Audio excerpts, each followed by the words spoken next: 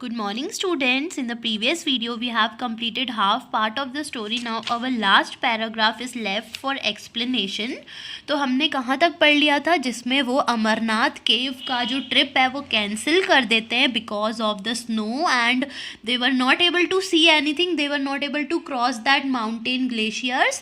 That's why they have stopped the trip of Amarnath cave and they were very disappointed because they have worked a lot for it. So now we will continue forward.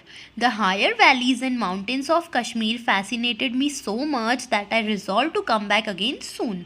तो जो higher इतनी ऊंची ऊंची पहाड़ valleys थी कश्मीर की वो मुझे इतनी ज़्यादा पसंद आई कि मैं वहाँ पे एक बार फिर से बहुत ही जल्द जाना चाहता हूँ. I made many a plan and worked out many a tour and one the very thought of which filled me with delight. मैंने बहुत सारी प्लानिंग की, मैंने बहुत काम किया और मैंने बहुत सारे टूर प्लान किए और मैं घूमा भी, लेकिन जो सबसे बेस्ट था मेरे लिए was a visit to Manasarovar. जो मेरी मानसरोवर की विज़िट थी वो ही सबसे डिलाइटफुल थी. The wonder lake of Tibet and snow covered Kailash near by. That was 18 years ago. ये था 18 साल पहले and I am still as far as ever from Kailash and Manasarovar. और मैं आज इन दोनों जगहों से इतना ज़्यादा दूर हूँ लेकिन मुझे सबसे ज़्यादा डिलाइटफुल यही जगह लगी थी. I am not even able to visit Kashmir again. और फिर इतने सालों पहले जब मैंने ये ट्रिप्स की थी लेकिन अब तो मैं कश्मीर भी नहीं जा पा रहा हूँ. Messages I have long to and more I have got entangled in the coils of politics and public affairs. तो वो ये बोलते हैं कि अब तो मुझे इन सब बातों का टाइम ही नहीं मिलता है. जब से मैं पॉलिटिक्स में घुस चुका हूँ, बाकी चीज़ों में मैं आ गया हूँ, तब से मुझे फिर से उन जगहों पे जाने का मौका ही नहीं मिला. Instead of going up mountains और crossing the seas I have to satisfy my wanderlust by coming to prison.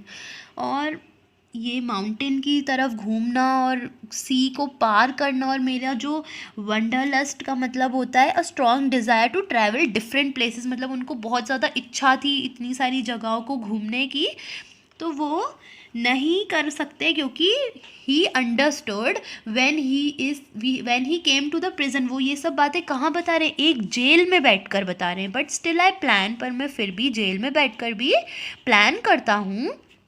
For that is a joy that no one can deny even in prison.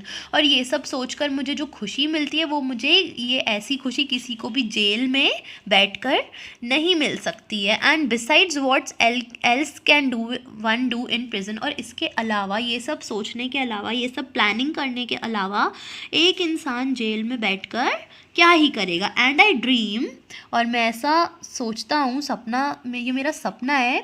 Dream of the day when I shall wander about the Himalayas and cross them, reach that lake and mountain of my desire. मैं ये भी सोचता हूँ कि काश मैं एक दिन जाऊँगा हिमालय पे, उसे भी मैं क्रॉस करूँगा और मैं अपना ये भी जो ड्रीम है उसे पूरा करना चाहता हूँ. But meanwhile, the sands of life run on youth pass into middle age and that will give place to something worse. And sometimes I think that I may grow too old to reach Kailash and Mansarovar, but the journey is always worth making even though the end may not be in sight. मैं इन जगहों पे फिर से घूमना चाहता हूँ लेकिन मुझे कुछ पता नहीं है, मेरी उम्र का भी मुझे कुछ पता नहीं कि मैं इतनी ज़्यादा मेरी उम्र हो जाएगी कि मुझे नहीं लगता कि मैं इन सारी जगहों पे और भी घूम पाऊँगा. जहाँ जहाँ मैं डिज़ायर करता हूँ, जहाँ जहाँ मैं घूमने को सोचता हूँ, क्या मैं वहाँ पे जा पाऊँगा भी कि नहीं. और ये सारी बातें मैं एक प्रिजन में बैठकर ही सिर्फ सोच सकता हूँ. So now our explanation of this chapter is completed. Now we are going to discuss some word meanings.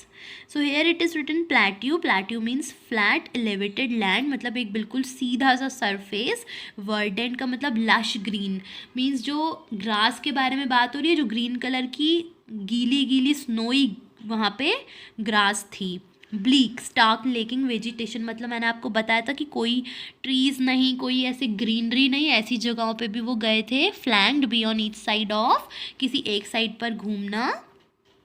डीसोलेट, giving an impression of bleak emptiness, मतलब बिल्कुल कुछ खालीपने सा, बिल्कुल अकेला फील करना। एक्सल्टेशन, अ फीलिंग और स्टेट ऑफ एक्सट्रीम हैप्पीनेस, मतलब बहुत ज़्यादा खुश होना। डायडिम, अ ज्वेल्ड क्राउन और हेडबैंड, या किसी भी ताज या किसी हेडबैंड को बोलते हैं।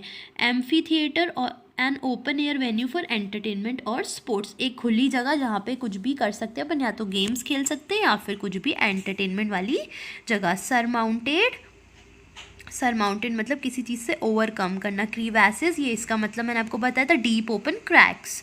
Undoing, to cause someone's failure, किसी को नीचा दिखाना। वंडरलस्ट का भी मतलब मैंने आपको बताया, किसी की बहुत ज़्यादा घूमने फिरने की इच्छा होना। यॉर्निंग मतलब खालीपन। एम्प्टी, फिशर मतलब अ डीप क्रैक, एक बहुत ही अंदर तक का गड्ढा। तो अब हम नेक्स्ट वीडियो में इनकी एक्सरसाइज स्टार्ट करेंगे।